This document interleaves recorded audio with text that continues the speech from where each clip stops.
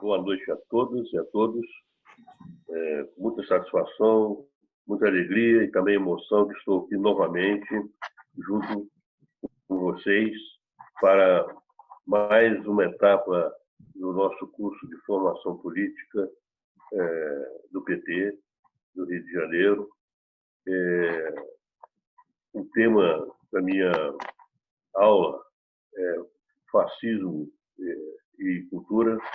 É um tema que já abordei em aulas anteriores de outros cursos de formação política, para, nesta aula, apresentar algumas questões novas, algumas abordagens novas a respeito do assunto, da temática, e, inicialmente, me apresentando, gostaria de dizer que sou professor atualmente, sou professor da ECO-UFRJ, e durante 33 anos atuei na Escola de Belas Artes, no Departamento de História e Teoria da Arte, onde desenvolvi pesquisas no campo da sociologia, da antropologia, da cultura brasileira e também da teoria da comunicação.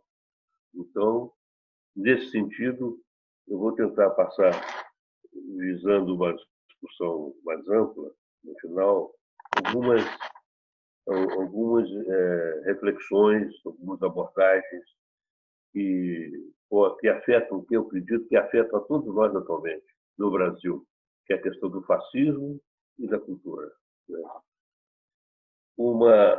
Eu gostaria de apresentar inicialmente uma frase, iniciar com uma frase, que o fascismo, historicamente, o fascismo nega tudo o que deriva da Revolução Francesa, ou seja, do mundo do iluminismo, do esclarecimento e do século das luzes. A partir daí, mergulhamos em outra etapa do desenvolvimento do capitalismo.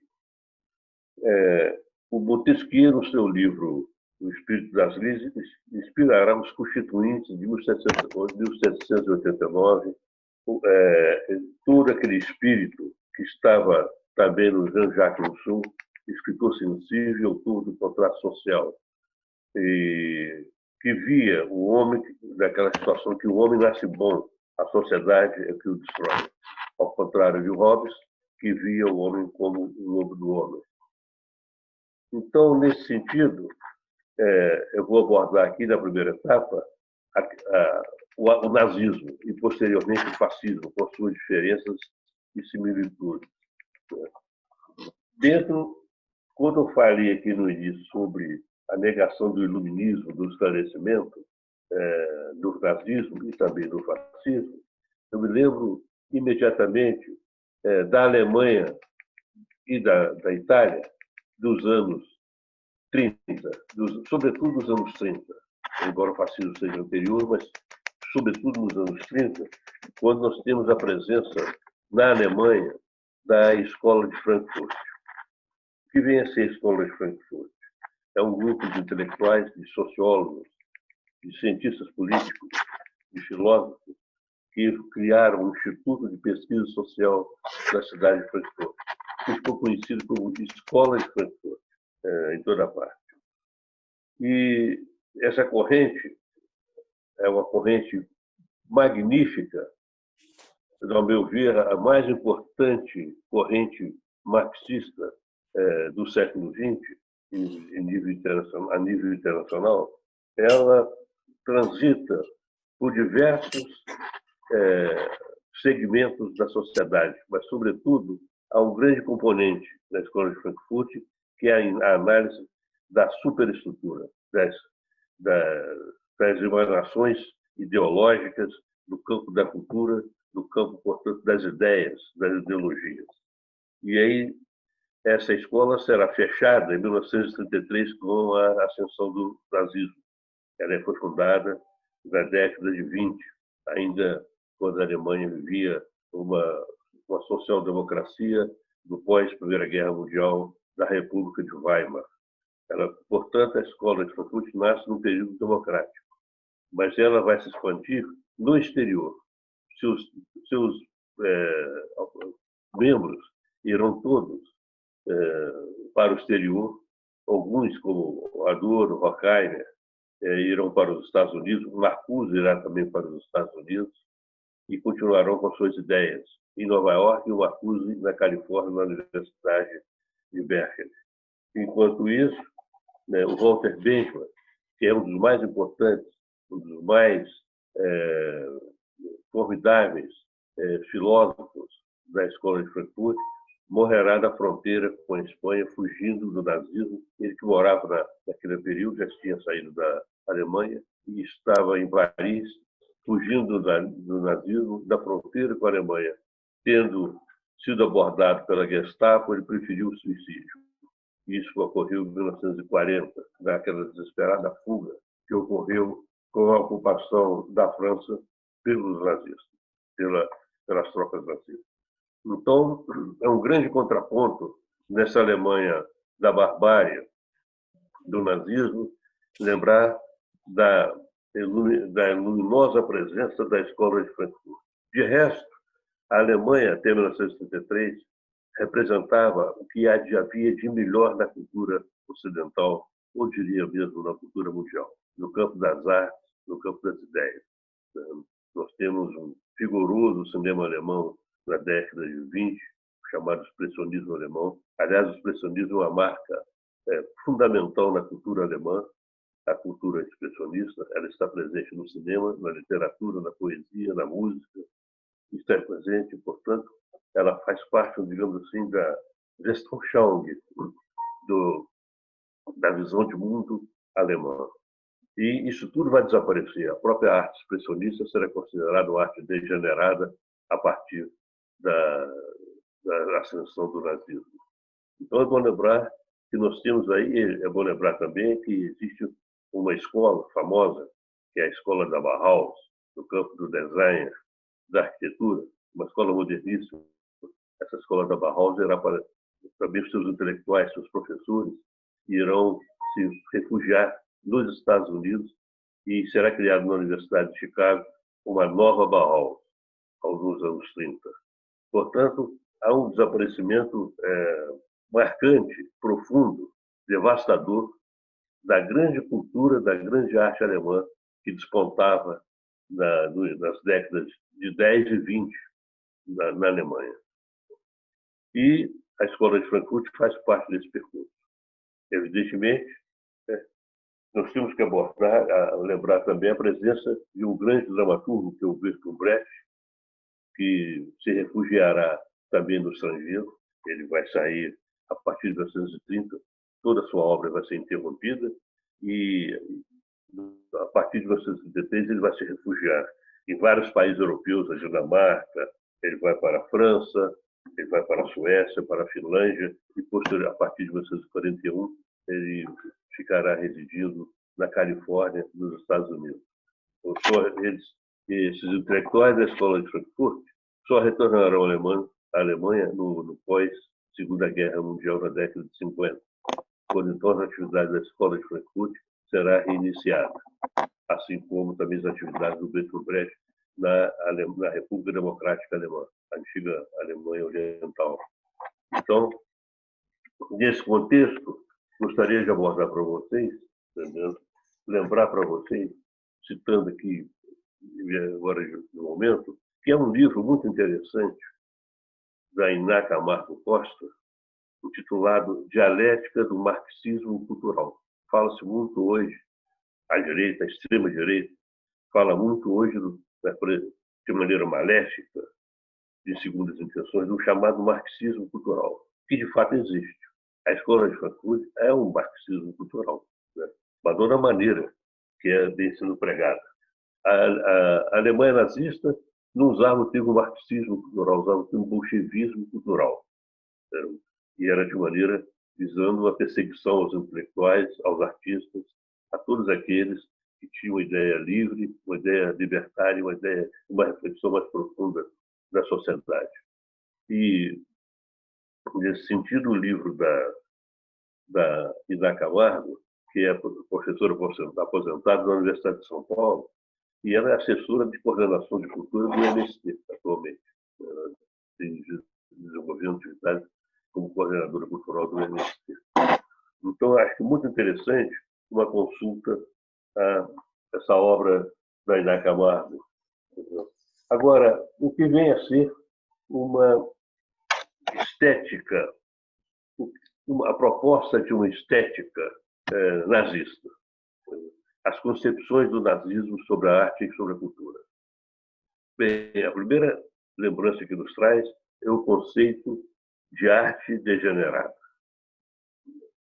Tudo aquilo que a escola de Frankfurt pregava como as vertentes mais importantes do século XX, que é a chamada arte moderna,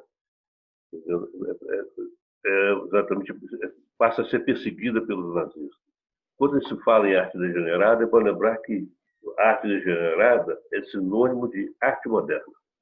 A arte moderna, e isso aí nós temos que fazer uma revisão histórica, uma retrospectiva histórica, e lembrar que tudo isso tem início no século XIX. O surgimento da arte moderna em diversos países europeus, na França em particular, a partir do movimento expressionista, mas, sobretudo, no século XX, nos primeiros anos do século XX, o surgimento de diversas vanguardas estéticas, como o expressionismo que eu citei há pouco, mas também o fauvismo, como também o surrealismo, o dadaísmo e o cubismo, várias correntes artísticas no campo das artes plásticas, do cinema, da literatura, da música, da poesia, que serão projetos, propostas de ruptura com a arte naturalista, com a arte tradicional,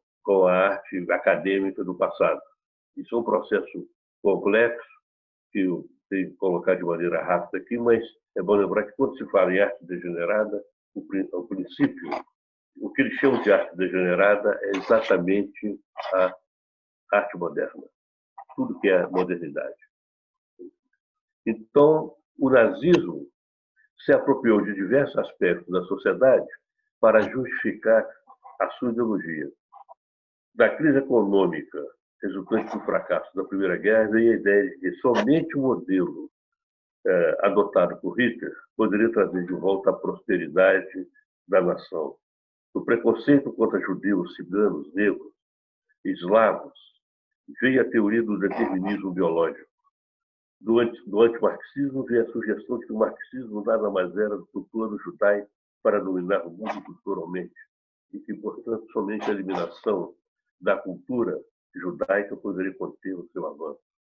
Mas, dentre todas as teorias mirabolantes de Hitler, foi na arte que ele encontrou a maior ferramenta de propaganda do seu regime. Isso porque, através da arte, ele pôde agrupar todas as demais ideias e transformá-las em propaganda de massa. Um exemplo desse desejo de implantar um modelo grego da arquitetura foi a construção do Estádio Olímpico. Para Hitler, a arte grega não era só uma questão de estética, mas de ideologia. Para os artistas nazistas, a arte grega mantivera-se intocada pelas artes inferiores, advindas de influências africanas e das vanguardas europeias, como o cubismo e o expressionismo. Então, a grande luta do regime nazista foi impedir o avanço do modernismo. Há uma exposição que foi realizada em 1937, cujo título foi exatamente A Arte Degenerada, que colocou lado a lado obras de pintores modernistas e fotos de pessoas doentes mentais. Foi o ápice da visão nazista sobre a pintura. Artistas como Picasso, Matisse, Mondrian foram tratados como aberrações estéticas.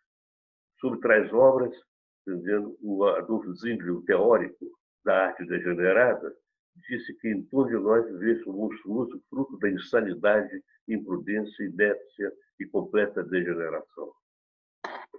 Falando da exposição de 1937. Por outro lado, portanto, há, sim, uma glorificação de um passado de maneira mecânica, de recuperar, de trazer de volta à tona rompendo com a modernidade, a arte acadêmica que havia desaparecido, que começava a desaparecer no século XIX e que desapareceu totalmente no início do século XX, sobretudo nos países mais avançados da Europa, no campo das artes visuais, como a França, a Itália e a Alemanha. Mas é bom lembrar que havia também no plano da cultura, havia no nazismo um outro marco fundamental, que é o cinema. O marco da arte cinematográfica a favor do nazismo foi um filme intitulado O Triunfo da Vontade, um documentário dirigido pela cineasta Leni Riefenstahl, que é uma cineasta que teve uma longa trajetória existencial, que ela nasceu em 1902 e morreu em 2002. Viveu 100 anos, entendeu? E passou por diversas etapas. O filme retratou o filme, O Triunfo da Vontade, que vem sendo apontado como o modelo por excelência do espetáculo nazista, do nacionalsocialismo, do Adolf Hitler. Esse filme retrata o Congresso Nazista de 1934, de forma apoteótica, onde percebe-se, isso podemos consultar através da internet, trechos e até mesmo passagens, grandes passagens do documentário, entendeu? Onde percebemos toda a apologia do nazismo através de uma construção de enquadramentos, de planos, de visualizações marcantes. Entendeu?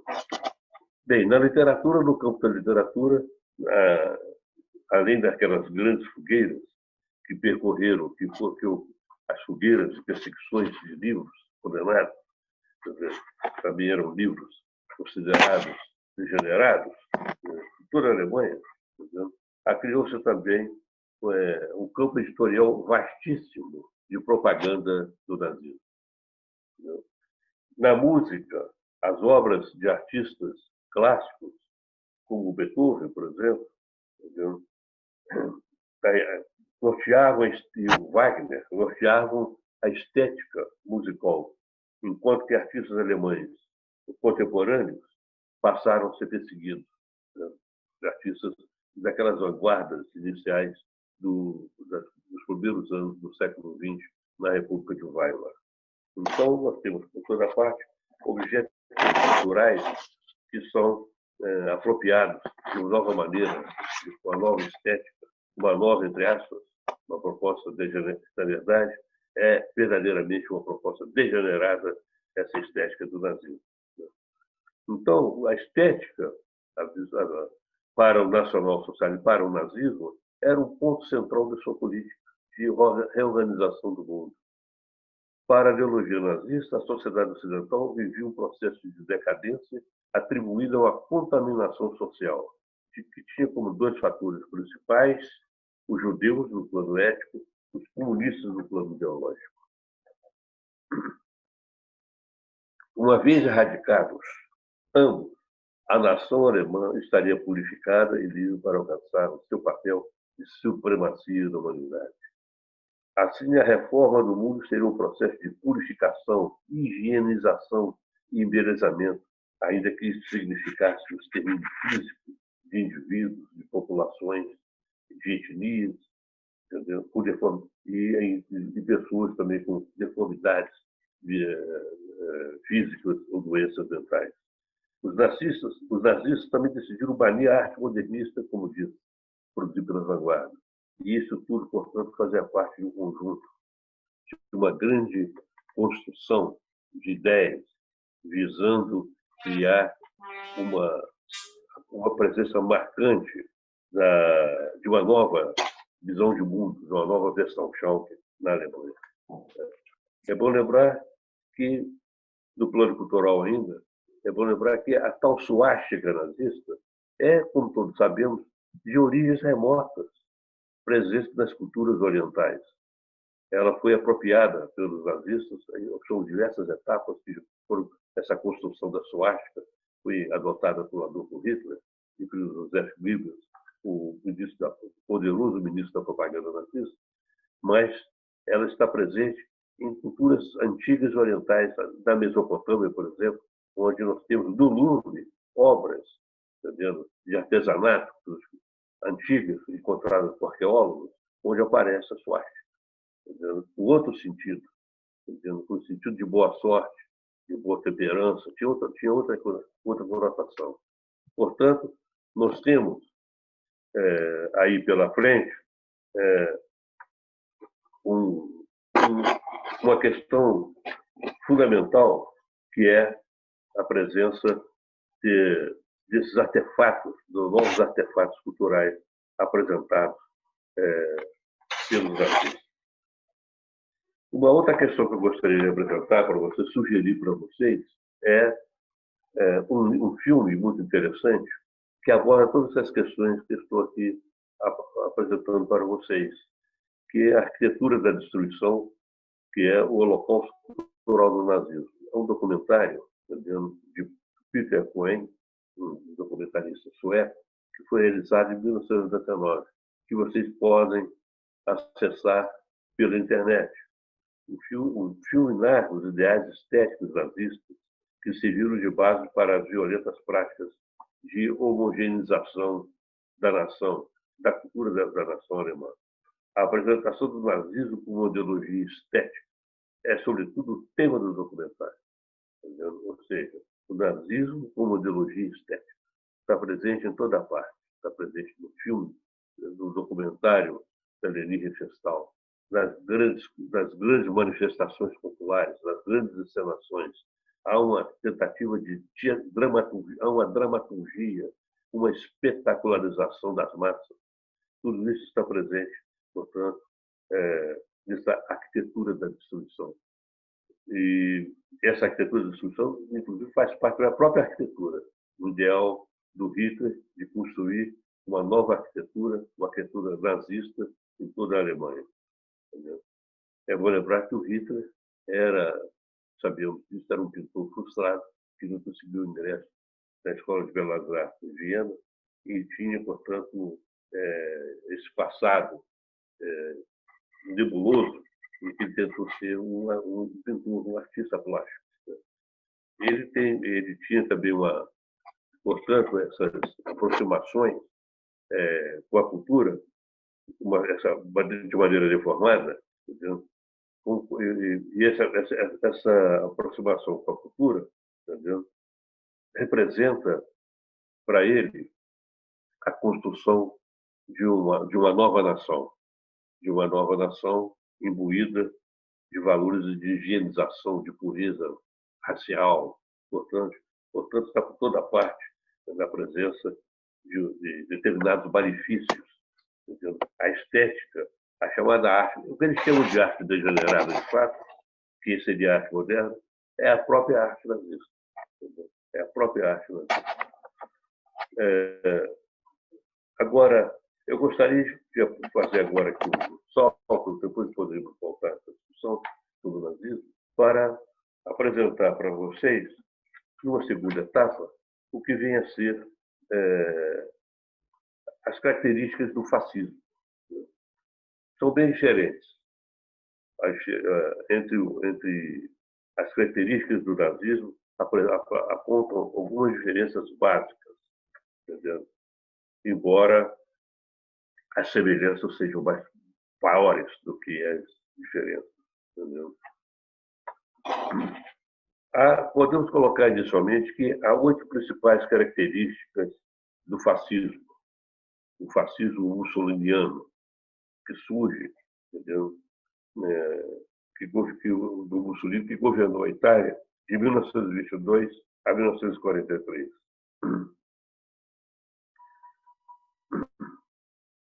Com ideias altamente contrárias ao liberalismo e ao marxismo, o fascismo é classificado como um regime evidentemente, de extrema-direita, marcado por um governo ditatorial e militarizado. E, dentro desses princípios, a gente pode ver 8 questões principais. Primeiro, o fascismo valoriza o nacionalismo. Recentemente, quando lembramos hoje do Bolsonaro, é bom sempre lembrar do Bolsonaro, o que ocorre no Brasil hoje, quando a gente pensa no fascismo neoliberal do fascismo neoliberal do Bolsonaro, né? Dessa aliança do Bolsonaro com as mais requintadas explorações do neoliberalismo. Agora, a gente começar a perceber as diferenças, né? Algumas diferenças, inclusive algumas diferenças até mesmo esdrúxulas ou cômicas. Então, o fascismo, em suas origens, valoriza o nacionalismo. Entendeu? É um sentimento de nacionalismo. A gente sabe que no Brasil esse sentimento de nacionalismo é uma paródia. Tudo uma paródia. Né? Assim é comum que os governos fascistas utilizem de forma exacerbada propagandas nacionalistas através de lemas, símbolos, músicas e bandeiras. 2. O totalitarismo e o corporativismo. É o segundo lema, a segunda característica do fascismo. Totalitarismo e corporativismo.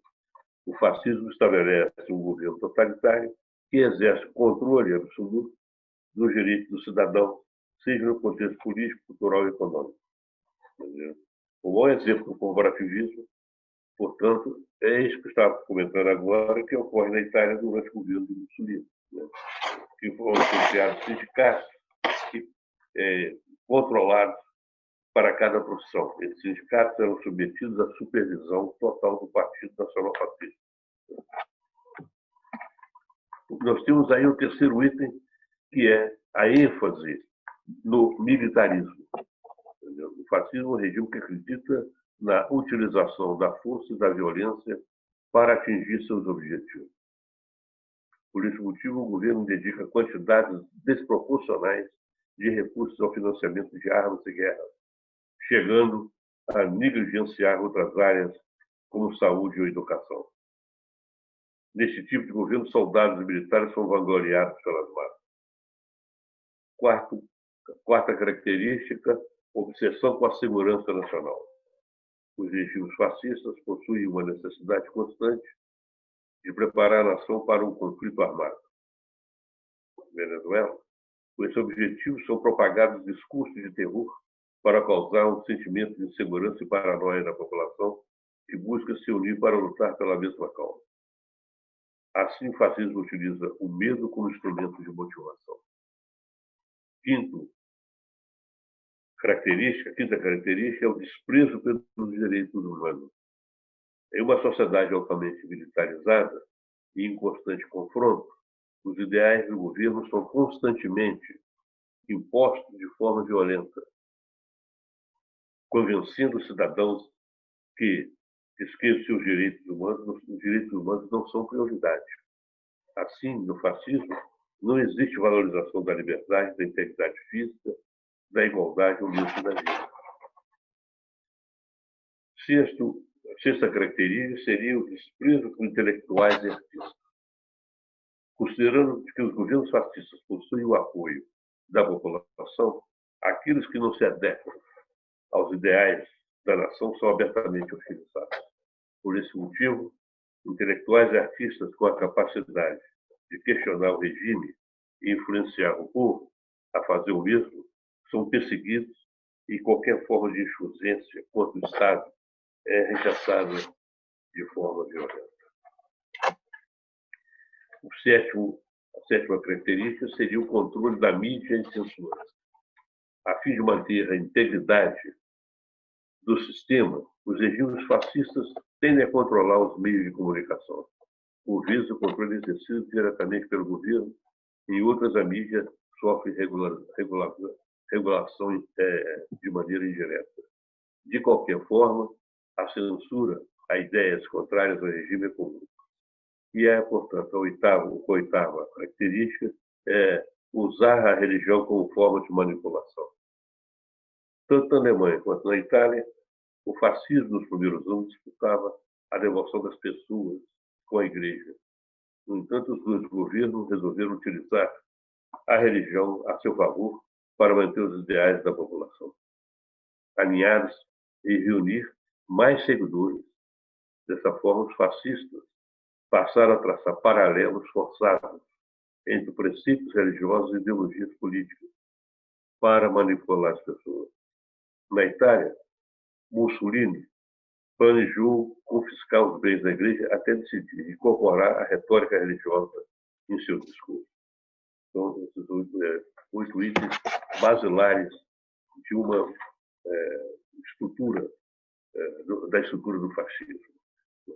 É bom lembrar que, ao contrário da Alemanha, que perseguiu, através da proposta de uma chamada arte degenerada, o expressionismo e outras manifestações de vanguardas culturais e artísticas da República de Weimar, nós temos no Mussolini, dos ideais do Mussolini, entendeu? Algo de diferente, curiosamente diferente, pelo menos no início, apenas no início, que é, por exemplo, o futurismo. O futurismo é um dos ismos, uma das manifestações de vanguarda que surgem na década de 20 na Europa, particularmente na Itália. Depois vai se expandir, teremos, inclusive, com outras vertentes, com outras preocupações, um cubo-futurismo na União Soviética, na jovem República Soviética, na década de 20. Mas o futurismo criado pelo Marinetti é um movimento artístico que surge em 1919 e que passa a ser adotado. O Marinetti mesmo era um fascista, era um artista fascista, o próprio Marinetti, que é o autor do Manifesto Futurista. Entendeu? E no Manifesto Futurista há aquela gororoba, digamos assim, aquela retórica, entendeu? Que vai fazer a cabeça, as ideias do fascismo, das massas fascistas. Uma das ideias que aparece no Manifesto Futurista é no primeiro item, quando o Marinetti escreve sobre o futurismo. Nós queremos cantar o amor ao perigo, o hábito da energia e do destemor. A ideia, entendeu? Não é uma ideia do fascismo, da violência, da luta. A coragem, a audácia, a rebelião serão elementos essenciais da nossa poesia, da poesia futurista. Entendeu? A literatura exaltou até hoje a imobilidade pensativa, o êxtase do sono. Nós queremos exaltar o movimento agressivo, tá? O passo de corrida, o bofetão e o soco. Está no Manifesto Futurista. Nós afirmamos que a magnificência do mundo enriqueceu-se de uma beleza nova, a beleza da velocidade. Entendeu? E aí vai ter aquela frase famosa em que o Marinetti vai dizer que um automóvel é mais bonito do que a vitória da Samotracia. Nós queremos entoar os hinos do homem que segura o volante, entendeu? Numa corrida desenfreada.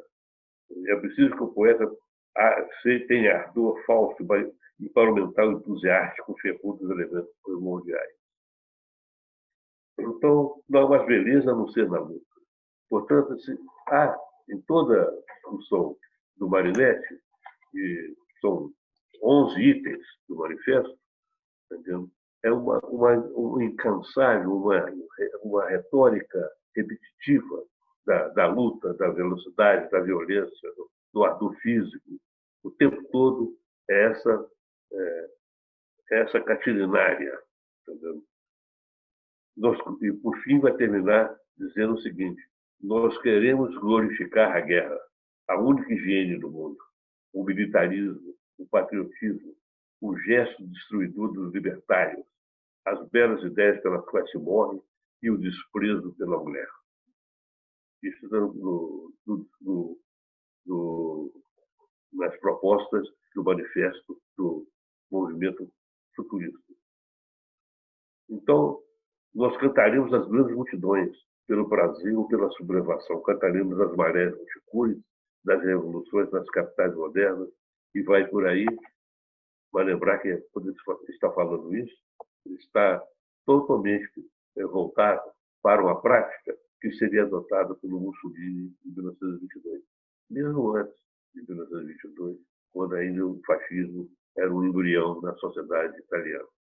Então, o fascismo adota, e depois, não tanto, com o tempo, que vai acabar também, dentro da Itália, a haver uma restrição às modernidades, tal como na Alemanha, a arte moderna passa passa a ser também um problema, entendeu? E a Itália vai mergulhar, e aí, numa profunda letargia no campo da cultura e no campo das artes.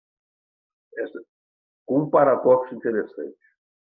Enquanto na Alemanha os intelectuais, como eu disse, a escola de Frankfurt, a escola de Bauhaus, os movimentos de vanguarda, todos eles, o cinema alemão, como um todo, expressionistas, serão todos foragidos, todos se transformarão irão para o exílio, como aconteceu com o grande cineasta Fritz Lang, que vai para os Estados Unidos, onde realizará uma longa, gigantesca carreira cinematográfica. Enfim, todos os grandes artistas intelectuais alemães, democratas, socialistas, comunistas, social-democratas, que aqueles que incomodariam o nazismo, entendeu? Foram para o exterior. Não são apenas os intelectuais marxistas da escola de Frankfurt, não apenas o Bertolt Brecht, mas também intelectuais moderados, humanistas, como Fritz Lang, que não era comunista, não era marxista, era um intelectual, simplesmente um intelectual moderado, social-democrata, que fez grandes filmes expressionistas na década de 20 e início da década de 30. Em 1933, ele fugiu da Alemanha, Fritz Lang, inicialmente pegou um trem noturno, foi para Paris e depois para os Estados Unidos, em que ele tinha sido convidado para ser um super grande ministro, uma espécie de ministério que ele ia ocupar para cuidar do cinema alemão. Ele que era o grande cineasta alemão. Ele simplesmente recusou-se a cumprir essa tarefa, assumir essa tarefa e fugiu para a França. Inicialmente, ele ficou na França até 1940, entendeu? Quando a França foi ocupada pelas forças nazistas, ele foi para os Estados Unidos. Logo depois para os Estados Unidos, onde fez uma carreira magnífica. Então, há ainda uma questão importante que eu estava colocando, que os intelectuais italianos, comunistas, inclusive, que não apareciam, sabemos que o Gramsci está na prisão. Gramsci foi preso e só não morreu na prisão, estava morrendo na prisão, porque o Mussolini, para evitar qualquer problema mais grave em relação ao exterior, entendeu? Ele soltou o Gramsci, deixou o Antônio Gramsci morrer fora da cadeia. Né? Mas sabemos que a grande obra do Gramsci foi produzida nas prisões, são obras magníficas. Então, nós temos aí o caso do Gramsci. Entendeu? Mas nós temos o caso de diversos intelectuais que eram muito jovens naquela ocasião e que estavam ali transitando nas entrelinhas, nas obscuridades, nas beiradinhas que sobravam para atuar naquela ocasião na Itália fascista dos anos 30. Esses intelectuais surgirão no pós-guerra, em 1945, e serão importantíssimos na cultura italiana, como na criação do chamado cinema neorrealista italiano. Estavam por lá fazendo filmes insignificantes, cineastas como Visconti, o Vittorio De Sica, Roberto Rossellini, todos eles irão ser grandes cineastas no pós-guerra, a partir de 45, com a criação do cinema neorrealista italiano. Eram todos jovens de esquerda, entendeu? A maioria jovens de esquerda, alguns, inclusive comunistas, que conseguiram sobreviver daquele caldo de cultura, naquele cenário turbulento, violento, agressivo da Itália fascista. E nesse período, que esses cineastas, esses artistas atuaram, os filmes realizados eram profundamente medíocres, eu vou lembrar disso. Eram filmes, entendeu? Como eu disse de outra ocasião, chamava-se o título de cinema do teléfono bianco, o cinema dos telefones brancos. Por quê? Porque eram filmezinhos medíocres que abordavam questões da classe média italiana, questões do dia a dia, novelinhas, romances, sem grande inspiração, da classe média, onde aparecia um objeto, um estranho objeto, que era um telefone branco, que era algo assim, meio surrealista, alguma coisa de estranho naquele cenário. O telefone, então, o telefone branco estava sempre presente. E esse cineminha medíocre, esses pseudo-romances, essas subjetividades inteiramente superficiais que eram realizados pelo cinema alemão, o cinema italiano em larga escala, passou a ser intitulado, ser denominado de cinema dos telefones brancos, né? que, que faziam, portanto, como eu disse, obras inteiramente medíocres. Né? Então, não havia nada de especial nesse cinema, a não ser a presença oculta, disfarçada, desses grandes cineastas, cineastas do futuro do neorrealismo italiano e do cinema posterior ao neorrealismo italiano. É claro que o Mussolini tinha suas ideias grandiloquentes, tal como o Hitler também tinha suas ideias grandiloquentes, que estão lá no filme que eu comentei há pouco sobre a arquitetura da destruição, né? Que é um documentário abordando a cultura, as questões superestruturais da sociedade alemã nazista. O Mussolini criou a Cinecittà, um grande estudo cinematográfico que existe até hoje, né? É um estudo cinematográfico que, no pós-Segunda Guerra Mundial, será utilizado em larga escala pelos cineastas italianos, inclusive até mesmo os cineastas de produções de Hollywood, que irão fazer filmes nesse gigantesco estúdio chamado Cinecittà. Havia essa preocupação do Mussolini em relação à cultura, mas uma cultura, como eu disse, para fabricar, para produzir mediocridades de filmezinhos, abordando ambientes familiares, ambientes absolutamente superficiais. E aí é diferente, porque é bom lembrar que a cinematografia alemã não restringiu-se, de um período, não restringiu-se apenas aos documentários de Lenin Fiscal sobre o Congresso do Partido Nazista em Munique, ou sobre as Olimpíadas de 1936, Olimpíada, e outro documentário que foi feito para engrandecer a raça ariana e que acabou ficando realmente o que aparece no filme é o atleta negro americano se consagrando e que não aparece no filme da Lenin Fiscal, o documentário Olimpíada. Então, ao contrário desse cinema alemão, em que produziu-se em larga escala nos estúdios da Alemanha filmes racistas, colocando judeus, ciganos e outras etnias de maneira bárbara, tentando há uma pregação do Holocausto no imaginário no cinema alemão. O público alemão, esses filmes eram produzidos em larga escala pelo Goebbels, que era um poderoso ministro que controlava também a indústria cinematográfica alemã. Esses filmes eram realizados em larga escala. Os filmes eram produzidos em larga escala porque havia muito dinheiro, havia muito poder, muito interesse do Estado nazista em produzir e fabricar o imaginário que ajudasse, que contribuísse para o Holocausto, para a perseguição, para a morte, para a violência.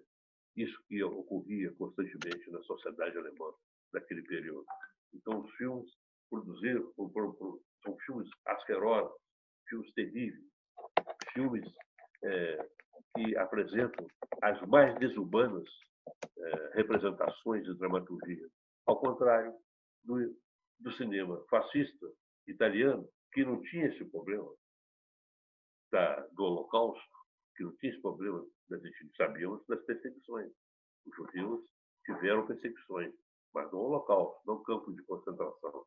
Não havia uma política de etnia, uma política de holocausto, uma política de perseguições, de arianização, até mesmo de banalização racial, como ocorria na Alemanha. O que havia no cinema italiano, era, portanto, como eu disse, um cinema absolutamente medíocre, entendeu? Sobre o dia a dia da sociedade italiana, das classes médias italianas.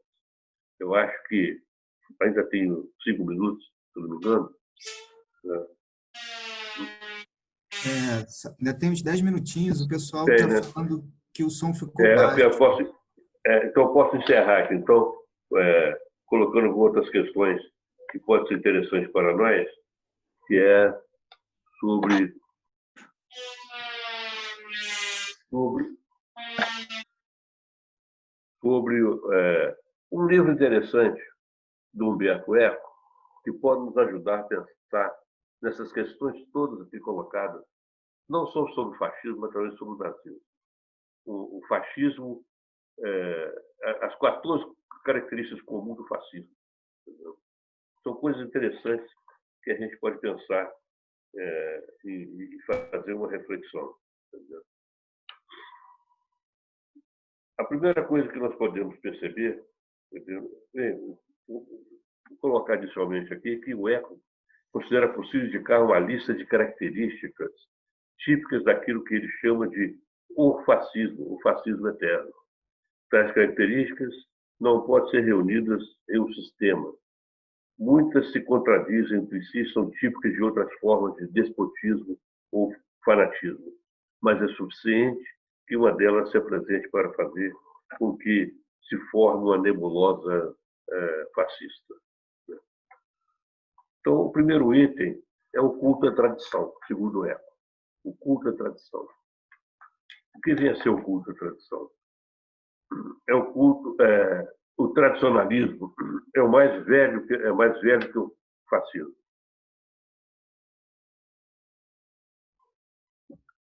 O tradicionalismo é mais velho que o fascismo, não somente foi típico do pensamento contra a Revolução Francesa, mas nasceu no final da Idade Helenística, como reação ao racionalismo grego clássico. Entendeu? Então, o segundo item é o tradicionalismo e recusa da modernidade. O tradicionalismo implica a recusa da modernidade. Tanto os fascistas como os nazistas adoravam a tecnologia, enquanto os tradicionalistas, em geral, recusam a tecnologia como negação dos valores espirituais tradicionais. Contudo, embora o nazismo tivesse orgulho de seus sucessos industriais, seu elogio da modernidade era apenas o aspecto superficial de uma ideologia baseada no sangue, entre aspas, na terra, entre aspas. A recusa do mundo moderno era camuflada como condenação do modo de vida capitalista, mas referia-se principalmente à rejeição do espírito da Revolução Francesa, o espírito de 1789. O iluminismo, a idade da razão, aí eu volto lá ao início da minha exposição, né? O iluminismo, a idade da razão, eram vistos como o início da depravação. Então, nesse sentido, o fascismo eterno pode ser definido como irracionalismo. Aí vem a terceira questão colocada pelo Humberto Eco, que é o culto da ação pela ação. O irracionalismo depende também do culto da ação pela ação. A ação é bela em si mesma, portanto, deve ser realizada antes e sem nenhuma reflexão. Pensar é uma forma de castração. Por isso, a cultura é suspeita na medida que é identificada com atitudes críticas.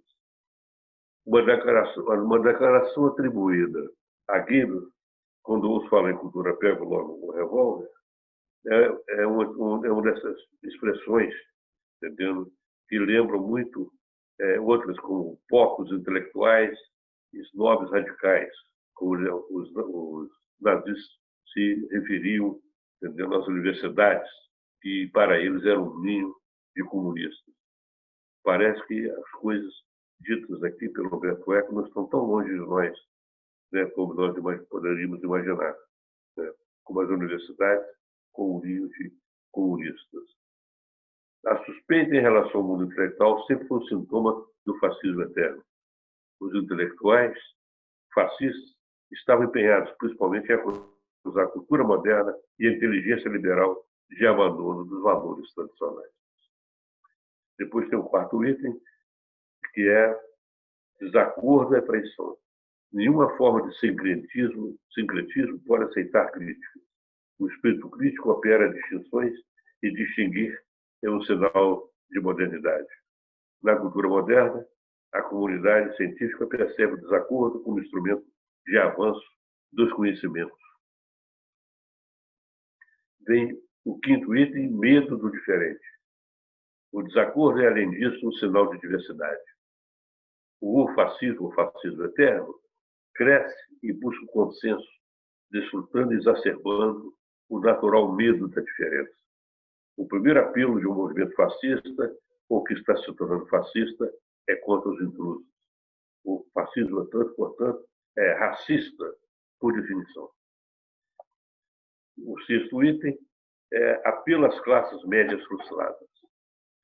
O fascismo eterno provém da frustração individual ou social, o que explica por que uma das características dos fascismos históricos tem sido o apelo às classes médias frustradas, desvalorizadas por uma crise econômica ou humilhação política, assustadas pela pressão dos grupos sociais subalternos. Em nosso tempo, em que os velhos proletários estão se transformando em pequena burguesia, o fascismo encontrará nessa nova maioria seu auditório. Depois vem o sétimo item, que é a xenofobia. Para os que se veem privados de qualquer identidade social, o fascismo eterno diz que seu único privilégio é o mais comum de todos. Ter nascido em um mesmo país, essa é a origem do nacionalismo, entre aspas.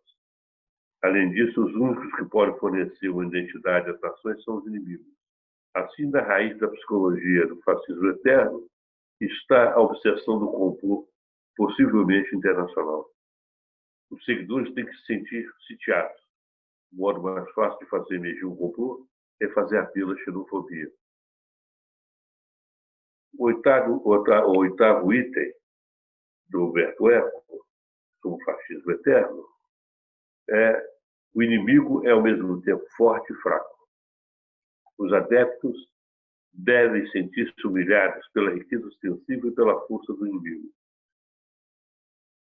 Os judeus são ricos e ajudam-se uns aos outros, graças a uma rede secreta de muita assistência. Os adeptos devem ter, contudo, estar convencidos que podem derrotar o inimigo. Assim, graças ao contínuo deslocamento de registro retórico, os inimigos são, ao mesmo tempo, fortes demais e fracos demais. Aí vem o nono item. Pacifismo é se confraternizar com o inimigo.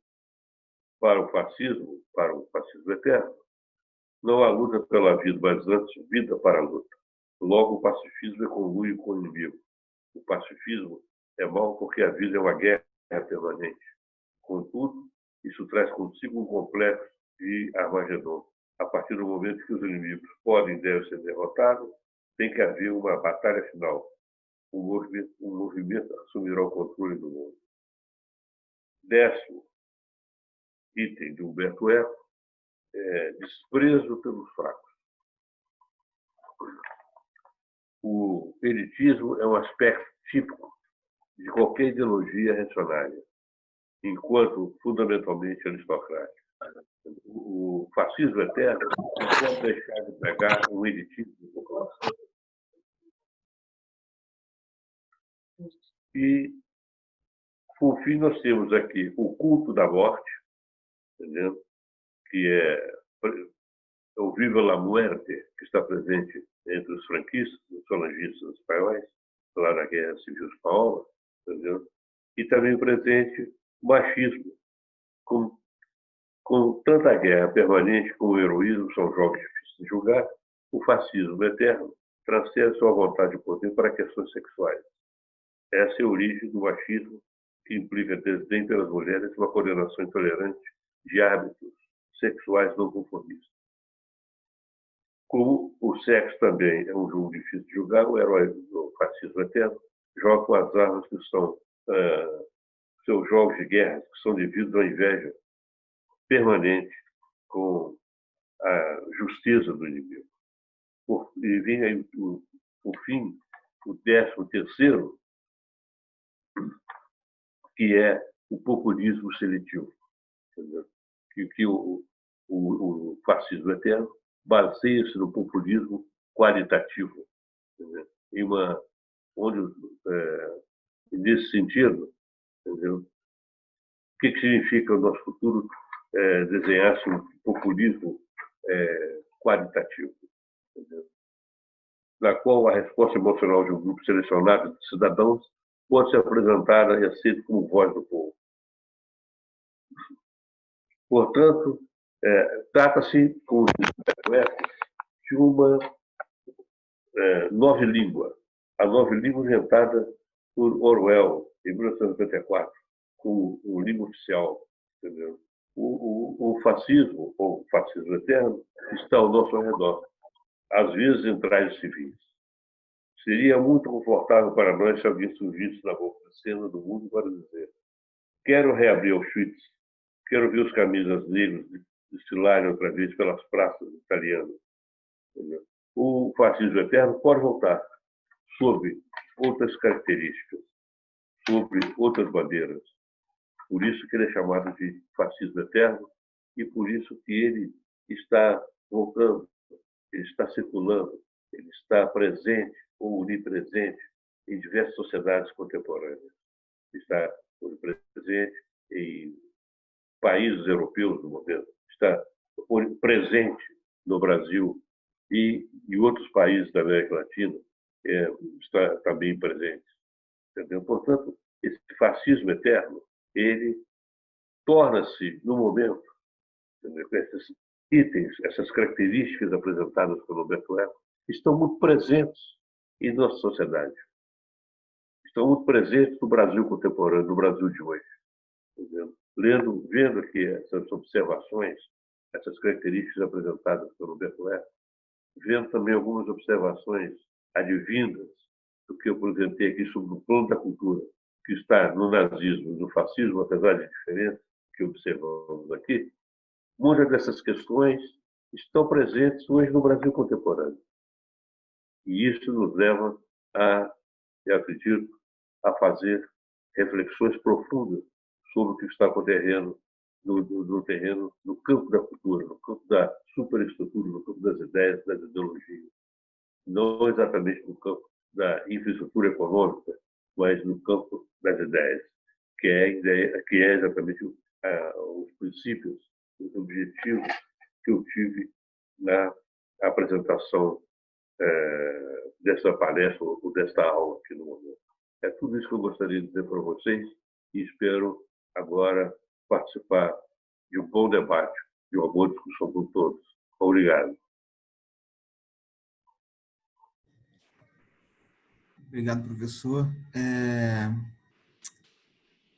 Quem quiser se inscrever para as perguntas, pode se inscrever ali no chat. A gente já tem... Eu quero. Tá bom, deixa eu anotar aqui. A gente pode fazer naquele esquema de fazer um bloco de 3, e aí o senhor responde, depois a gente faz mais 3. Então, já temos a inscrição, então, primeiro para começar do Ari. Deixa eu liberar o microfone aqui do Ari.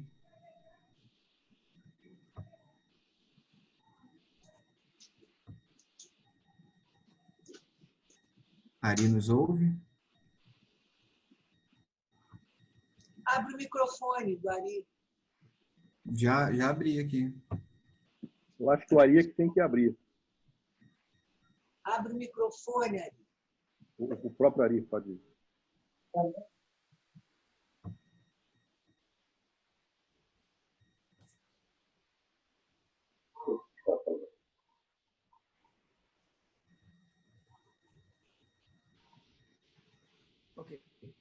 Ok. Tempo de máquina. A gente aciona e ela demora um pouquinho para entender. Rogério, só uma questão. Foi excelente uma apresentação assim, muito boa, complementou que a nossa colega anteriormente, né, Maria Luísa, também tinha falado, fez uma complementação muito boa. Cada vez mais o sentimento de que a gente está vivendo esse clima aqui, não efetivamente, mas já vivendo. A minha pergunta assim, é muito simples. Como era que o Mussolini, como é que o fascismo tratava a questão da máfia, da Cosa Nostra, daquele movimento, daquela coisa subterrânea que existia do crime e tudo mais? Eu sinto muito semelhança com a nossa milícia. Tem algum paralelo que a gente possa ter? Você teria alguma informação nesse sentido? Tá? É uma boa pergunta. Muito interessante a pergunta, que é essa relação do fascista, do governo do Mussolini. Bloco, Rogério, eu acho que é em bloco. Eu acho que é em bloco. Em bloco, desculpa. É em bloco, outra coisa, tá. Perfeito. Agora temos a Maria Luísa. Olá. O Ari, nós, Rogério e eu quase fazíamos uma dupla Rio Negro e Solimões. Se fosse uma dupla caipira, nós somos absolutamente complementares nessa questão. O Rogério, ótimo, como sempre, a gente fazendo essa dobradinha. Na verdade, eu queria mais fazer uns comentários assim, pode ser? Pode ser. Então, faço depois, eu faço agora? Como é que eu faço? Posso fazer agora? Agora. Então tá ótimo, vou fazer. Eu sabia que você ia falar da suástica. É fundamental. Né? A suástica é uma palavra sânscrita, né? Dos arias ou árias, né? que foi toda... Por isso que os nazistas chamavam de arianos, né? Porque vem daí, é uma palavra hindu, milenar da língua sânscrita, e que quer dizer bem viver, quer dizer isso que o Rogério já falou. Vocês sabem qual é o símbolo que está na entrada do túmulo do Gandhi? É uma suástica. Né? Quer dizer, você vê a apropriação e a novilíngua, a inversão, né, das palavras, como eles se apropriam das palavras e dos símbolos e dão o significado que querem nesse seu novo mundo, que o Rogério disse muito bem, que é o mundo da destruição do iluminismo. Esse nome, arquitetura da destruição, é uma destruição mesmo, que para eles destruição é uma coisa positiva. Eles estão destruindo para construir um novo mundo, o grande mundo ariano, o mundo da higienização, da pureza. Eu sabia que você ia trazer a questão da suástica, então falei, não, vou ficar tranquila que o Rogério vai trazer essa complementação que o Ari disse. E uma coisa linda também que você trouxe, que foi a questão do Wagner, não é? O Anel do Nibelungo, que foi que inspirou, porque, como o Rogério disse muito bem, a tradição era fundamental, a recuperação da tradição do germanismo. Então, o Wagner era uma grande inspiração, tanto é que eram das lides, das canções da tradição germânica. Tanto é que, quando a Alemanha sai da primeira guerra arrasada, né, eles criam aquela mítica da punhalada nas costas. Né? A punhalada nas costas foi retirada da tetralogia do Wagner, do Anel do Nibelungo, né? Porque o grande herói do Anel do Nibelungo era o Siegfried, que é assassinado, não é, de uma forma por traição com uma punhalada. Então, eles incorporam isso, eles dizem, nós não perdemos a guerra, nós fomos traídos porque assinaram o Tratado de Versailles, que era o que nós não queríamos. Então, a tese da punhalada nas costas, mais uma invenção, mais um delírio, né, na construção desse mundo novo, desse mundo ariano, higienizado que os nazistas queriam criar. Né? Eu acho que era isso, e foi, como disse muito bem o Ari, é uma complementação. Eu espero que essa nossa dobradinha perdure para sempre. Perfeito. E agora, Ponciano está inscrito para a próxima pergunta. Aí a gente fecha esse bloco. Meu caro Rogério, eu queria falar de duas coisas. Deixa eu só botar aqui na minha direção. Meu celular está descarregando, está quase no final. Primeiro, o culto à morte. Né? Por exemplo, agora temos 1.604 mortos. Isso a gente caracteriza esse governo como fascista no Brasil. Aqui embaixo de um bar, eu moro em cima de um bar, as pessoas estão cantando funk, dançando pagode, dançando briganojo, jogando bola. São os adeptos do bolsonarismo, né? Então a gente tem um culto à morte, inclusive no Brasil hoje, essa semelhança. E o Adorno fala que o fascismo é a subjetividade caótica, recalcada, né? E apagada, né? Uma subjetividade esmaecida com desejo de vingança. Queria que você falasse sobre essa questão da morte, né? Do culto da morte, do Thanatos, que a gente vê hoje aqui, o exemplo claro, no Brasil, quase 1.700 mortos e as pessoas indiferentes. Já fui. Tem umas questões? Eu posso responder, né? Pode responder essas. A primeira questão, muito bem colocada, sobre a relação da máfia e do fascismo. A máfia se deu muito bem no fascismo. Eu vou lembrar que na década de 30, nos Estados Unidos, o auge da máfia, que a gente conhece tão bem através do imaginário do cinema americano, e O Poderoso Chefão e outros grandes filmes, a máfia mandava dinheiro para a Itália. Os mafiosos também eram fascistas. Bem, eram convictos fascistas. Não havia nenhuma contradição entre o fascismo e a máfia. Eu não sou estudioso do meu campo de estudo sobre a Alemanha e a Itália, no caso, colocado aqui na minha análise, era o campo da cultura, da arte, da reflexão da cultura nos respectivos regimes. Mas a questão que eu posso colocar sobre a máfia é que não houve grandes contradições entre o aparato aparentemente clandestino, ainda hoje aparentemente clandestino, da máfia na Itália e o governo do Mussolini. Entendeu? Houve algumas contradições secundárias, como também houve contradições secundárias resolvidas em relação ao Mussolini e à Igreja, ao Vaticano, no mesmo período. Então, o que eu posso dizer, em linhas gerais, é que não há. Eu não conheço estudos sobre o assunto, não vi estudos nesse campo, né? Não é a minha área de pesquisa, mas o que eu posso dizer, a princípio, é que as relações foram muito bem obrigadas no período. Sobre a questão, eu agradeço as observações da Maria Luísa, ela colocou essa questão da suástica, né? Realmente. Eu até citei que lá no Louvre tem trabalhos de artesanato encontrado por arqueólogos e que estão hoje na seção de antiguidades do Museu do Louvre, onde podemos encontrar obras de 700 anos antes de Cristo, da Mesopotâmia, que tem no seu fundo uma espécie de prato, entendeu? Então, há uma suástica, uma nítida suástica, não é nem estilizada, é uma suástica legítima que está ali e está lá no Louvre. E como o Maria Luiz colocou, nas civilizações orientais, toda parte, nós vamos encontrar, de maneira estilizada ou não, a presença da suástica, que tem um sentido positivo. A suástica, na origem, tem um sentido positivo, né? Não um sentido... Bem, os artistas também tinham para ela um sentido positivo, né? Do ponto de vista nazista, da destruição, a arquitetura da destruição, nesse sentido, né? Eles queriam a guerra, eles tinham amor pela guerra.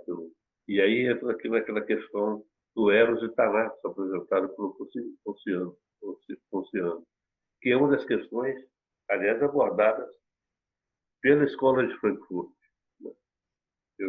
Quando o Ponciano colocou essa questão aqui de Thanatos, da morte, eu me lembrei de uma obra magnífica do Hermann Marcuse, Eros e Civilização, né?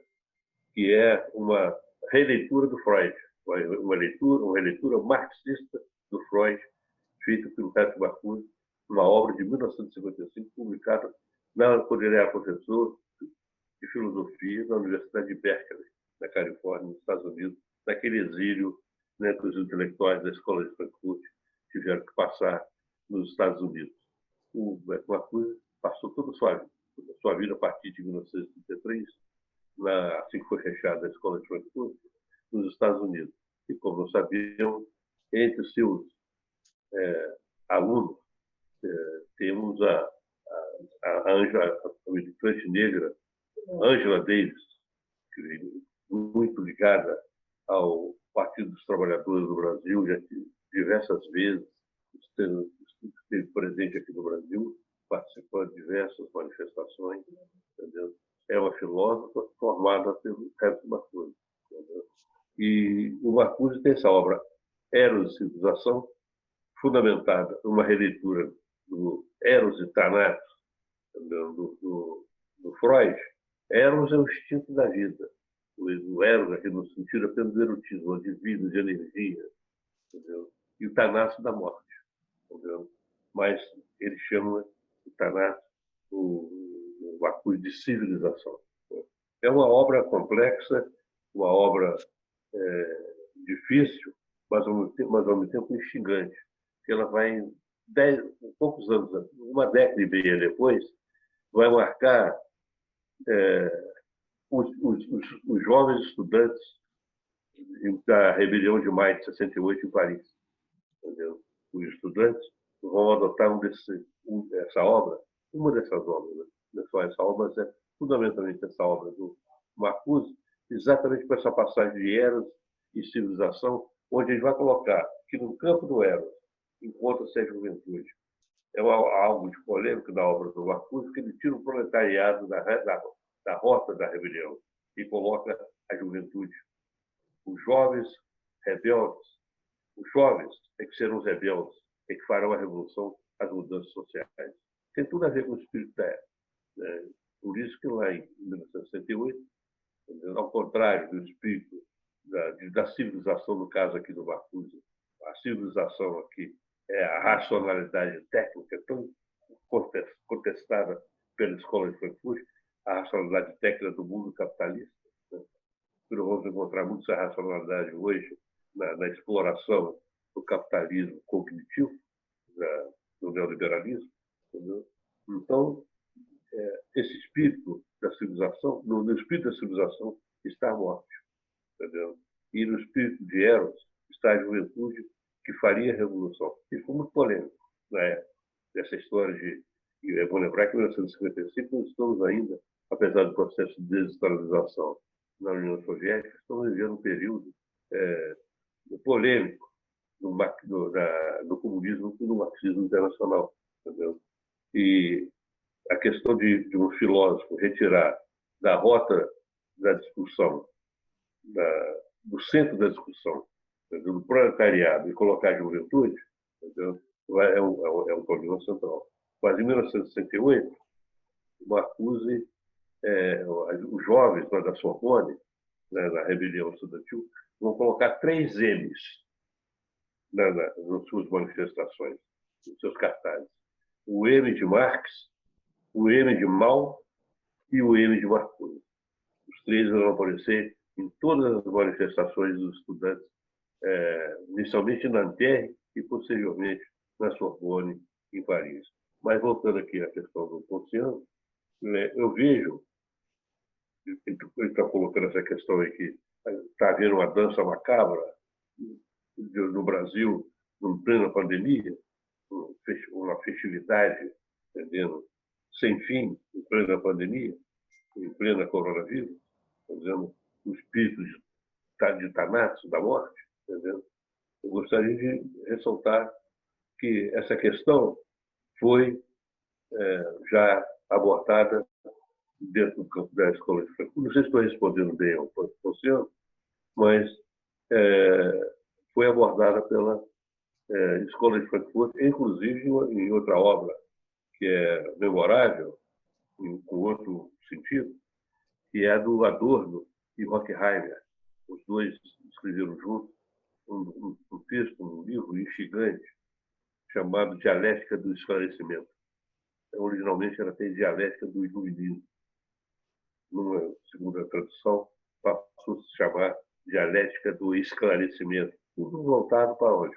Para o século das luzes, a Revolução Francesa, os ideais iluministas, entendeu?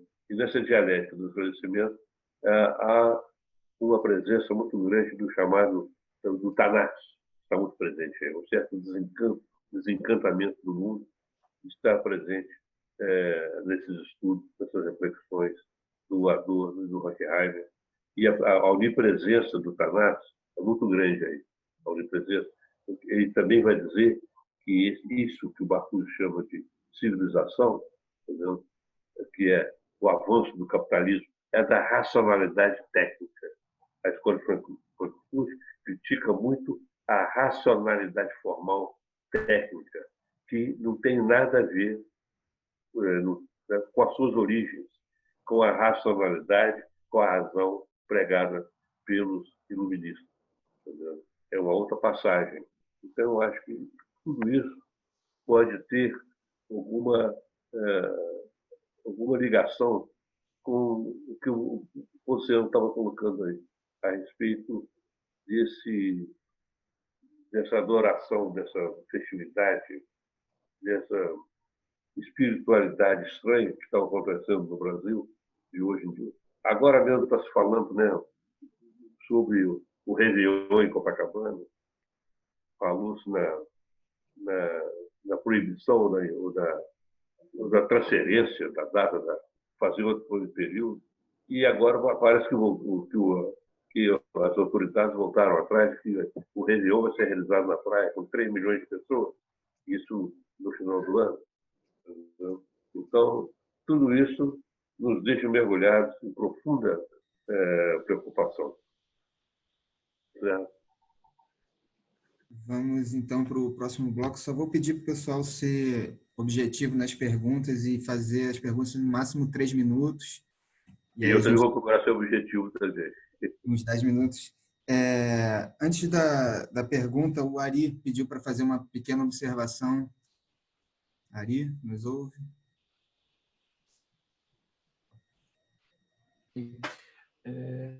Rogério, não, é só sobre a questão da suástica, que eu tenho pelo menos eu recebi informação, que a suástica realmente tem essa origem, mas tem uma pequena diferença, que é uma inversão.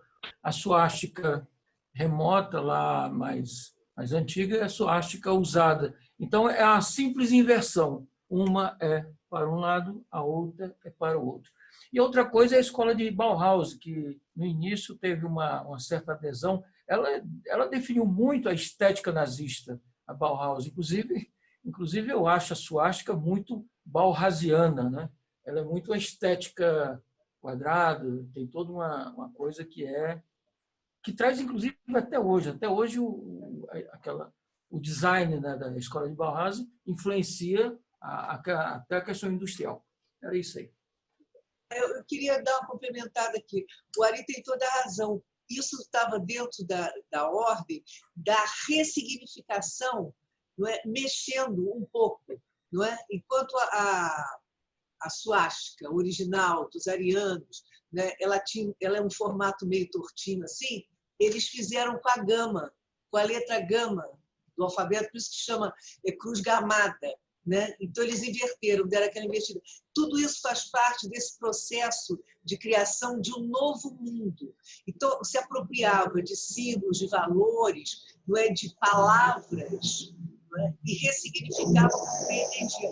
Esse Weintraub, quando as pessoas achavam que ele estava falando errado... Tá vendo o rabinho dele?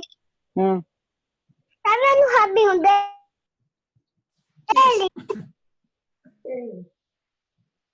Que isso? Deixa o microfone que está com o microfone aberto, Ricardo. Tem que ver que está com o microfone aberto e fechado. Já fechei. Não, eu levei um susto, porque outro dia teve uma live com o Lindbergh e com o Zé Dirceu, e ela foi invadida. É uma coisa é uma blitzkrieg. É de uma violência, apareceu tudo, homem pelado, não é? Gritos, foi uma coisa horrorosa. Então, agora, toda vez que entra um grito assim, eu me assusto, eu fiquei assustada, eu nunca tinha visto uma coisa dessas nesse mundo atual. Bom, então é isso, mas muito interessante isso. Isso está dentro da ordem dessa ressignificação que os nazistas faziam, e esse Weintraub, quando fala errado, ele não é analfabeto, não. Ele é cretino mesmo. Ele estava fazendo uma nova língua, ele estava brincando com isso. Né? E todo mundo ficava escandalizado. Mas eu identificava rapidamente, eu falei, esse cara não está... Não é isso, não. Bom, foi. Chega. Próxima inscrita é a Jacira.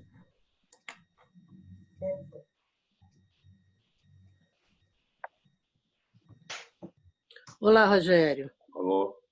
Tudo bem? Tudo bem. Falando do tema, né, da sua aula, que está sendo maravilhosa, eu queria comentar o seguinte, perguntar, né, afinal, o fascismo eterno, ele sempre voltará na história de alguma forma, ou, como a gente vê aqui no Brasil agora, por exemplo, com esse regime Bolsonaro, a gente percebe que as coisas é como se eles fossem lá buscar todos os ditames como se fosse uma cartilha e ficassem usando deliberadamente cada item daquele, como o Humberto Eco falou, deliberadamente, de uma maneira até hostil. Não é nem que aquilo estivesse acontecendo, aquilo está sendo usado para quê? Para usar como dominação e principalmente como humilhação, para nos dizer, estamos sim aqui fazendo um regime fascista, estamos usando da maneira que sempre foi feito e deu certo lá atrás, e vamos dominar sim, e é para humilhar de uma certa maneira todos nós, né? Então, tem um pouco de crueldade nisso, e me parece que também eles são tão medíocres aqui e tão cínicos, né? Que sempre me parece que é isso que acontece, não é que naturalmente, de uma maneira inexorável, ia acontecer isso aqui um dia, não. Aquilo parece que pegam aquilo ali como uma cartilha para usar. Não, vamos fazer isso sim, vamos estabelecer esse domínio, e aí vocês sabem muito bem que é isso que nós estamos fazendo. Então, minha pergunta é essa, não parece a você, a todos nós aqui, que tem uma coisa proposital, uma coisa cruel, mas de tão medíocre que são, vão lá simplesmente copiar tudo que estava e usar? Bem, Próximo. o Humberto Eco acho que colocou de maneira muito clara aqui, que no Brasil, o fascismo, convenhamos, né, o fascismo do Brasil é muito caricatural, mas é perverso. É uma caricatura, a Maria Luísa colocou por trás da ignorância do Weintraub, por trás de tudo isso por trás dos prosaicos erros ortográficos, tem muito mais coisas, tem coisas muito mais graves. A verdade é que o nosso fascismo, o fascismo brasileiro, entendeu? Ele é para ser levado a sério por trás dessas pseudo-veratujas dos nossos governantes. É gravíssimo. Eles têm um projeto muito bem organizado, entendeu? E de repente saíram dos armários, diversos personagens estranhos que estão povoando a vida brasileira nos últimos 2 anos. Ainda vai fazer 2 anos. Então, estão povoando o imaginário político brasileiro uma fauna estranhíssima que nós não tínhamos conhecimento. No Ministério das Relações Exteriores, no Ministério da Educação, no Ministério dos Direitos Humanos, no Meio Ambiente. É uma fauna eclética, absolutamente caricatural, mas tem que ser levada a sério. Caricatural também, convenhamos, era a gestualidade histriônica do Adolfo Hitler. Era também a dramaturgia barata e vulgar, pseudo-operística do Mussolini. Entendeu? O nosso não faz muita coisa, não tem muito daquele histrionismo do Hitler e nem da caricatura operística do Mussolini, mas consegue conversar com emas no jardim do palácio. Consegue criar no dia a dia, entendeu? Uma diversão, uma espécie de pão de circo barato, entendeu? Sem, muita, sem muitas exigências. Entendeu? São um dia a dia indigente, mas que está funcionando. É bom lembrar que isso está funcionando. E é isso que nós temos que analisar no nosso dia a dia. Entendeu? Essas formas do fascismo que nós estamos encontrando no Brasil, essa banalidade, entendeu? Essa perversidade do dia a dia, essa falta. Agora nós temos exemplo, né, do Tribunal Penal Internacional de Haia, do Bolsonaro, essa moção enviada para o tribunal. Nós temos as coisas caminhando, mostram claramente que por trás da banalidade, por trás dessa teatralização do lugar, entendeu? Pobre, entendeu? Sem nenhuma riqueza, está uma profunda, uma gigantesca pregação do ódio, da intolerância, está muito evidente no nosso dia a dia. O Brasil mergulhou, entendeu, numa situação que nós não podemos imaginar, como eu disse há pouco. Há 2 anos atrás, esses personagens não existiam. Onde estavam esses personagens há 2 anos atrás? Eles estavam profundamente escondidos em algum armário, distantes da vida pública, não tinham a menor importância. Surgiram de repente. Entendeu? E de repente, estamos vivendo um drama terrível, entendeu? Que tem que ser analisado de maneira séria. Entendeu? Que eles estão conseguindo, entendeu? Uma hegemonia inesperada no país. É verdade. Nós já estamos discutindo essa questão, né? No campo eleitoral, por exemplo. No campo eleitoral, a situação está muito grave no momento. Temos que começar a avaliar isso. Entendeu? Então, por trás dessa banalização, dessa vulgaridade, entendeu? Estão presentes elementos lá do passado, desse fascismo eterno. Não está muito distante, entendeu?